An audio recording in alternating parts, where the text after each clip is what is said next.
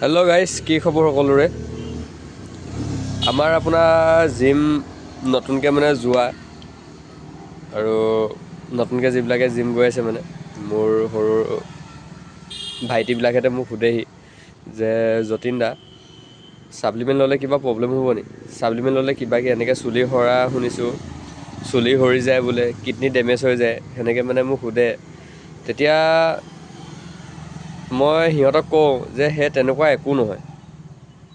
তেতিয়া সিহঁতে মোক এটা উত্তৰ দিয়ে যে এনেকৈ মানুহবিলাকে কয় যে কিডনী বেয়া হৈ যাব, চুলি সৰি যাব, জল্দি বেমাৰ হ'ব, গোটেই গা ভিতৰখিনি বেমাৰী হৈ যাব, বেয়া হৈ যাব। তেতিয়া মই সিহঁতক কওঁ যে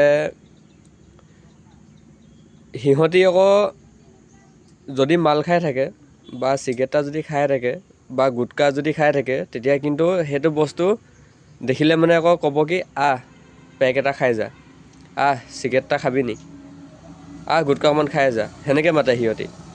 সেইবিলাক বস্তু কি বেয়া নহয় নেকি? কথাটো হ'ল এইটো যে তহঁতি যে নিজে বেয়া বস্তুবিলাক যেতিয়া তহঁতি খাবলৈ মাত, তেতিয়া সেইবিলাক তহঁতি মানে কি ল'ৰাবিলাকক কি তহঁতি কি ভাল বস্তু দিছ নেকি?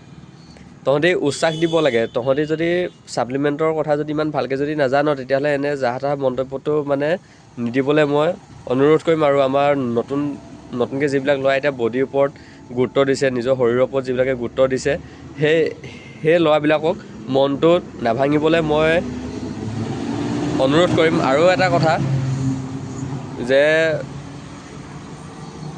বেয়া বস্তু খাবলৈ সিহঁতি দিব পাৰে, কিন্তু ছাপ্লিমেণ্টটো খোৱাৰ লগে লগে মানে সিহঁতি আপোনাৰ ডক্তৰ ওলাই যায়। এতিয়া নাজানো এতিয়া কোনখন ডক্তৰ পঢ়ি আহিছে আৰু।